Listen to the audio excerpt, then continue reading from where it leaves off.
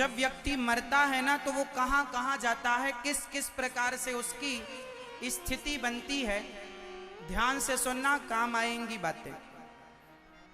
जब व्यक्ति मरता है तो उसे लेने के लिए यमदूत आते हैं। कौन आता है? बहुत पुण्यात्मा होगा तो भगवान के पार्षद गण आएंगे, वरना यमदूत आते हैं, यमदूत पकड़ कर ले जाते हैं। अच्छा एक बात बताओ, यमदूत किसे पकड़ कर ले जाते हैं? आपका शरीर तो यहीं रह जाता है, लोग जला देते हैं। बताओ यमदूत किसे पकड़ कर ले जाते हैं? जोर से, जोर से बताओ, और जोर से। किसको? आत्मा को नहीं, यमदूत आत्मा को पकड़ कर नहीं ले जाते।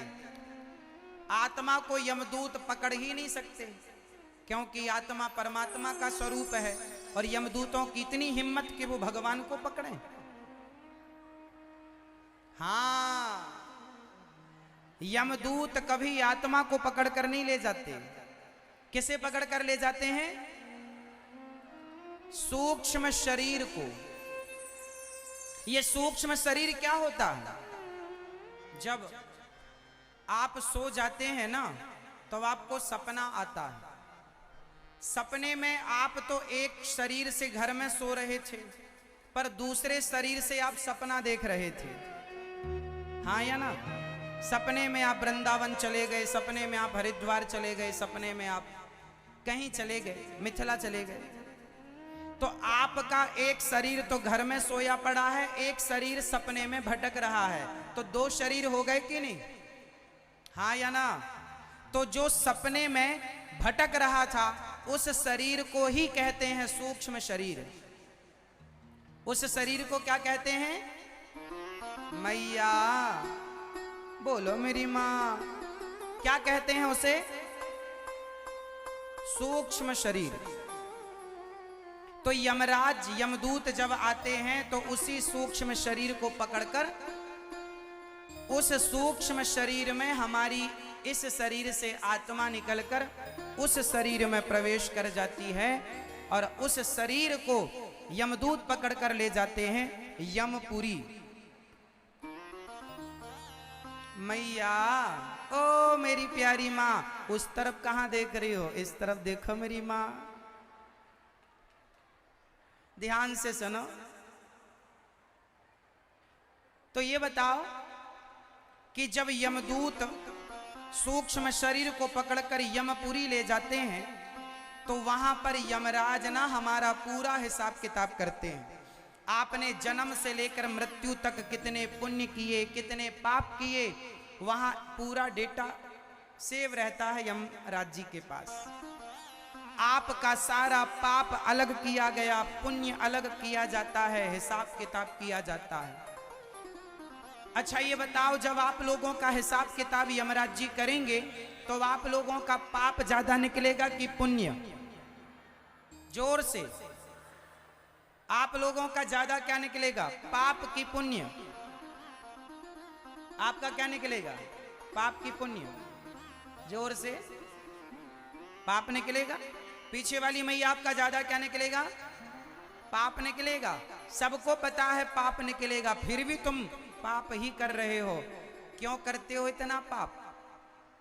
जब यमराज किसी का हिसाब किताब करने बैठते हैं तो उसके पाप अलग करते हैं, पुण्य अलग करते हैं। माना कि किसी का 100 ग्राम पुण्य निकला और किसी के 5 किलो पाप निकले। माना कि एक उदाहरण के रूप में हम समझने के लिए कह रहे हैं, माना कि किसी के 5 किलो पाप निकले और 100 ग्राम पुण्य निकला, तो यमराज जी कहते हैं कि तुम्हारे पाप ज्यादा निकले हैं 5 किलो, इसलिए तुम्हें पहले पापों का फल भोगना पड़ेगा, और पापों का फल भोगने के लिए उसे 84 लाख योनियों में डाल दिया जाता है, नरक भेजा जाता है। नरक के बाद 84 लाख योनियां। ये कुत्ता, बिल्ली, नाली का कीड़ा, ये सब कौन है? ये कर्मदंड भोगने के लिए ही तो योनियां बनी हैं। बोलो हाँ या ना, हाँ या ना। तो 5 किलो पाप जो हमने किया, उस 5 किलो पाप के लिए 84 लाख योनियों में भटकाया जाता है। और जब पाप खत्म हो जाते हैं तो यमराज जी कहते हैं जो तुमने 100 ग्राम पुण्य किया, उस पुण्य के बल पर एक बार फिर मनुष्य का शरीर दिया जाता है। जाओ अब इस शरीर से पुण्य करना ताकि तुम्हारा मोक्ष हो जाए। बड़े भाग्य मानुष तन पावा, सुर दुर्लभ सदग्रंथ निगावा। फिरत सदा माया कर प्रेरा, काल कर्म स्वभाव गुण घेरा। कबहु किन्नर करुणा कर देही, देत ईश बिनु हेतु सनेही। बड़े भाग्य से यह शरीर मिला, लेकिन आपने फिर वो गलत काम किए कि फिर 84 के चक्कर में,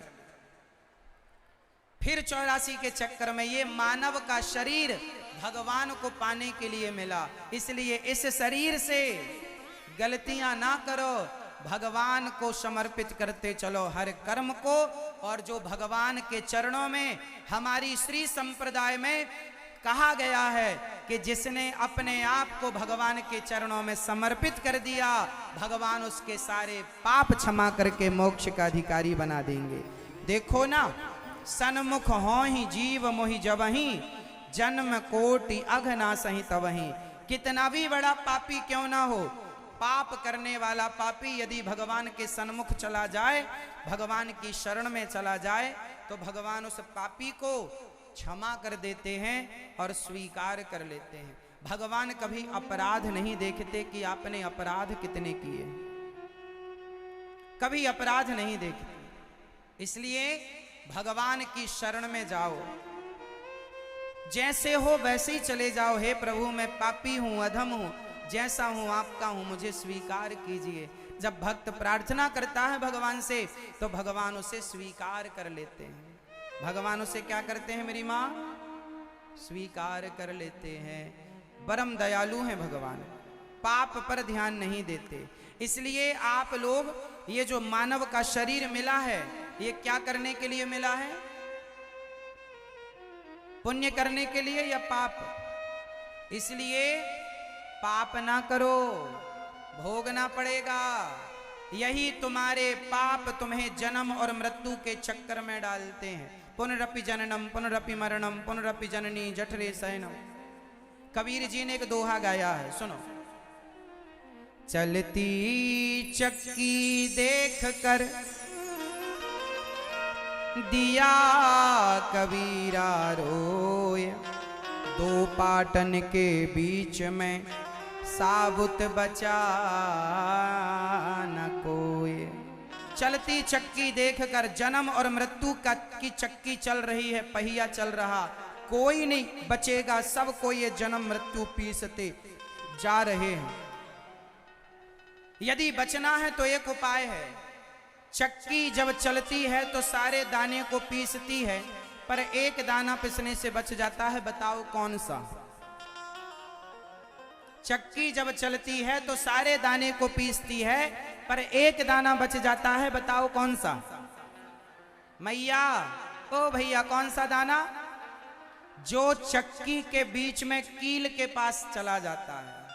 चलती चक्की चलने दे, पिस पिस आटा होए, और कीले माही जो रहे सो बाल न बांका होए। जो एक कील के पास चला गया वो पिसने से बच जाएगा। वही है जो एक भगवान की शरण में चला जाता है, वो जन्म और मृत्यु के चक्कर में पिसने से बच जाता है और भगवान का हो जाता है।